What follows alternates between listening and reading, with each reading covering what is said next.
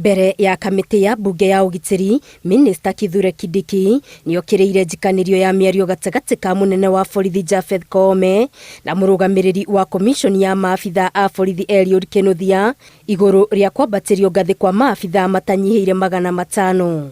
Exchange of unpleasant, untidy, derogatory messages between the leadership of the National Police Service and the leadership of the National Police Service Commission is an affront and a dangerous attack on our constitutional order and on the integrity of our national security.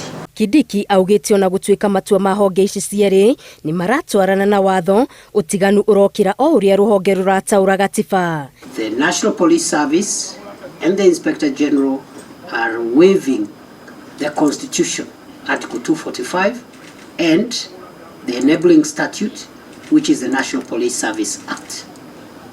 On the other hand, the Commission is waiving the same constitution but a different article, Article 246.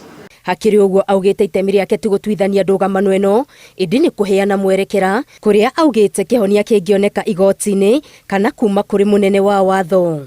The first step would be for the Attorney General to assist as the chief advisor of government, including government institutions, public institutions, on the matter of interpretation.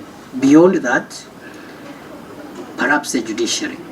Hĩndĩ o ĩyo, Kindiki nĩ ateteire itua rĩa andũ matarĩ a rũhonge rwa borithi kwandĩkwo mawĩra-inĩ matiganĩte rũhonge-inĩ rũrũ, akiuga gatiba nĩ ĩtĩkĩrĩtie.